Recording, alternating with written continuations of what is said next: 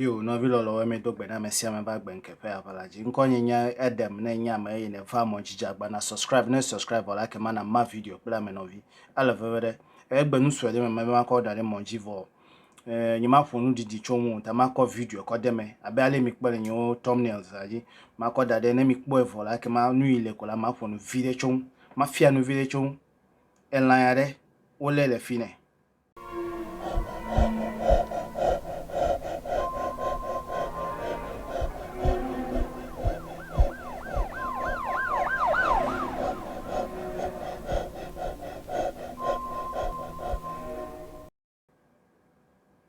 Yo, me hosebe mi kpo video vo mi anto mi kpo enlaya ale ye lale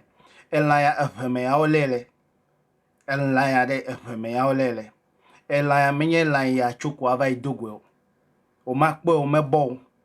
Ghana kple Togo me pe titina me ya ole afe unchu ele laya aha nya jojo ntonto me le gbogbo na efufula afe unchu ele laya enyan ka ya nemile untinya glo alo nele untinya de sere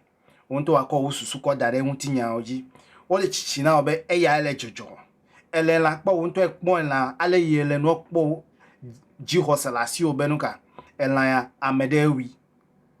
elaya yata me ma funu fide chu ma ko fia no le mochi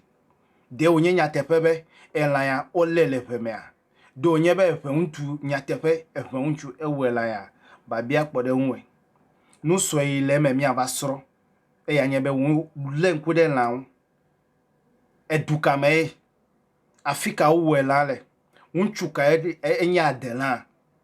adela senkume ka ite nwula ya nye ma fonu didio nyu ile nye be mi asoro nu le me yata me konva monji mi asoro nu le me yata me konva monji nele la kpo nele video kpo video wonto ele kpo be menye video view aha okay neme globe owela ya le Ghana kple Togo pe titi na border jila efia be kokoko edude me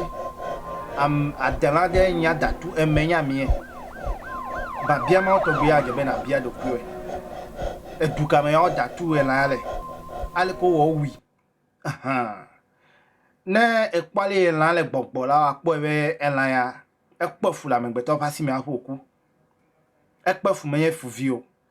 aga tro ide do ku obi se ela ya to gbigala agbe ya me iba bia ma mi afa soja we mi afa police we mi ape yovo yobe yo kunkume kaka yo owo ela kaka vo apu gale tuwo de amegbeton wuri owo ela ya ovo alo me wivo ba bia yi na bia ma ne me va mo ji de me di dagbe na heruko okay video ya ne le popore menye ela ntonto yo video yi ne le popo fufula menye ela ntonto yo amegbeto fe nu yo sro jojo menyansa ne eya nyema ne le kpo akpo uncho nu ka le wowo ele fu nyo efu do de elan do efu elan enyenu meme mi ayo le vugbe mebe sculpture itigbo le yo ma obe nu meme o menu ta wo yo menu ile popore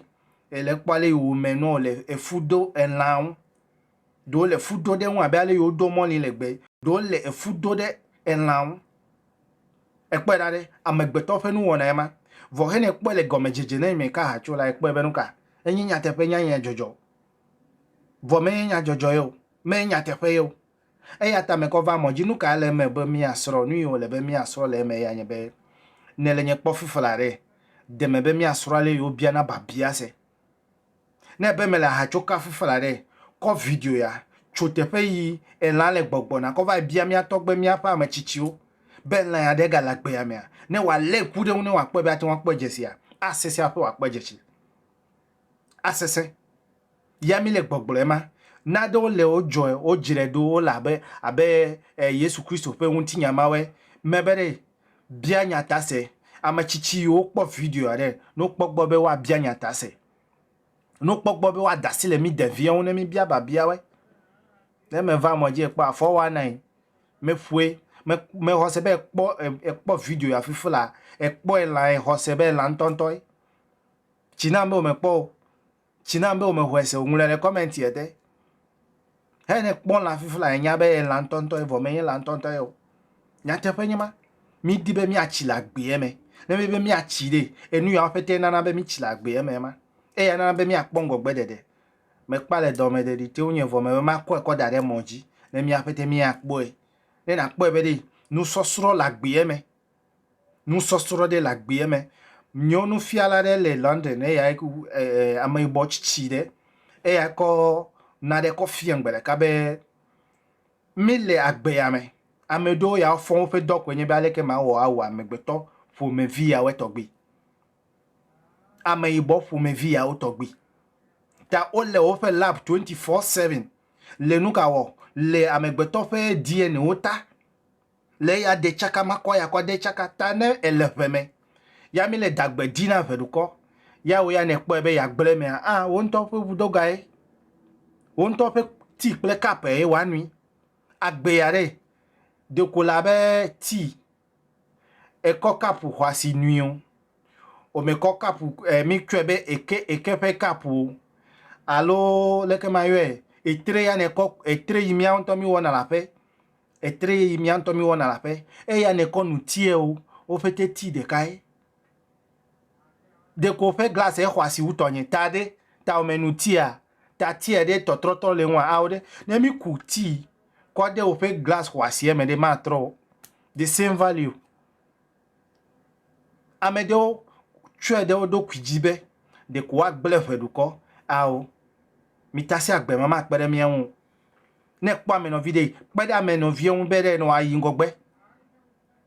mama yo le mi adomere me be mitasi ne mi akpongo gbe de na me agbe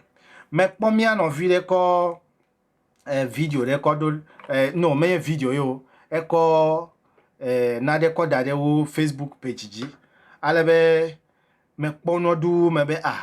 enu ya anyo be ma kpo nyi nto nyenku ne kere unta ejijom he me kere un nu ye be miato yo le mokule keta mako picture kode no me miato yo le o le keta ple godo area keta area me le fmawe ko idea yo le fmawe mako picture koda de moji ne mi akpo alebe uko photo plenus yoko dadeji babia senye bene dole de mi ava no mokwa efenene na ku emo ape agbi avivi nawe nyema afonu didio enye fon chule chichivare bianya tase nunya me yo le to me na mi de mi ma to amede wa ava ku ape wa ko na mi o ame chichu no kpo ebele ke mi awone mi ato aside du MP yo le miasi member of parliament yo le miasi mi dibe mi educate mi atowe plus susube wa kpede mi na gbi ne zonami ne doneva afenami o mi apa ami enye ma ovale kukule Ghana wa dre ko ide yo vode wa va refine ya fa ko vanami mi atowe mi don la gbi emela kluvio kominye ya ta mi atowe mnemele nu fure me glova ibe ne do ma hitasi ore ke me pogere achafumele Libya mojio do me pokule desert ejio ta o me po le fevese mi amedo mi le fevese denti mi le fevese pa ya ta mi bia dagbe na veruko ya ta mi le nwen na veruko no vilo lo nyima fonu didio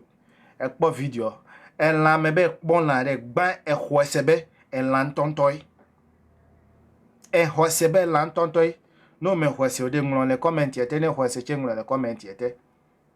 dagbe ya mele didi mi na mi bia nyatase te fe jogbe nyoele re ne mi va ikere un ne mi zido du mi da si asita mere ma pongo gbe de na gbe o e po dare ta nu so e ma me be ma gblema me bia dagbe na veduko bia dagbe na we ne me va mo jide ya ko me di me nyo ko di mele na veduko no vilo lo we mi ano kame